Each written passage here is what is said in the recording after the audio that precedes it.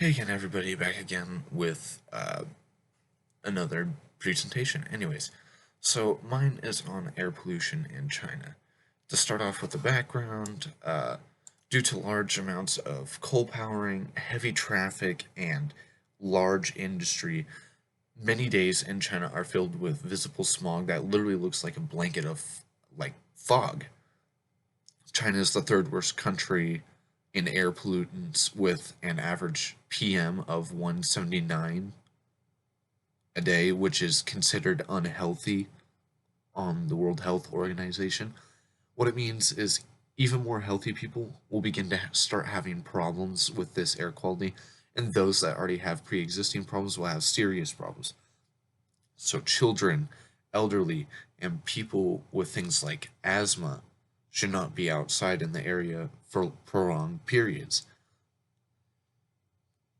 Under a near constant effect of this can leave everyone sick due to acid rain and poor air, and your lungs and your body can only take so much of poor air quality. And remember, your blood takes in air, so those pollutants get in your blood as well. Now, symbolic interaction. Basically, symbolic interactionism is people are products of their environment and culture, and that affects their perceptions because of it. So, in this case, air pollution is one of the many things that are a normalcy in China. It's just an everyday way of life, so it's more of like a thought in the background. Yes, there are people that don't like it, and they are trying to change some of the pollutants, but as it is now, it's not really going to happen.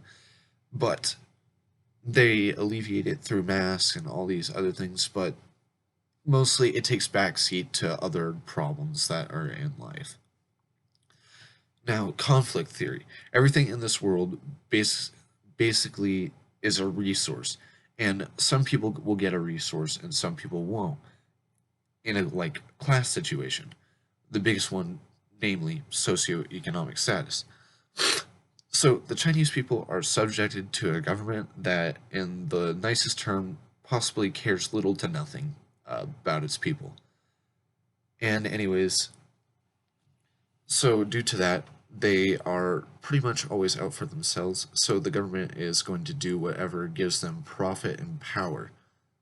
And so, since they are the higher echelon, they are going to do anything to maintain that power and money. So they allow industry to come in at a low cost, and it lets them use freedoms in the industry, and so the industry supports them, giving them more money and power, and so they continue that. While the lower class basically doesn't get to have nice things, like they don't get nice housing, they don't get nice water, they don't get nice any of this. They probably can't even afford like air filters or anything like that. It's just the way it is. And anyways, in functionalism, it's basically society works together and always serves a function.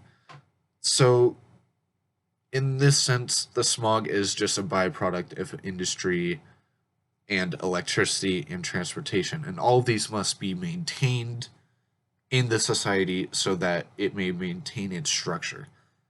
Now, is that a good thing? No, but from a functionalist perspective, it is a necessary evil.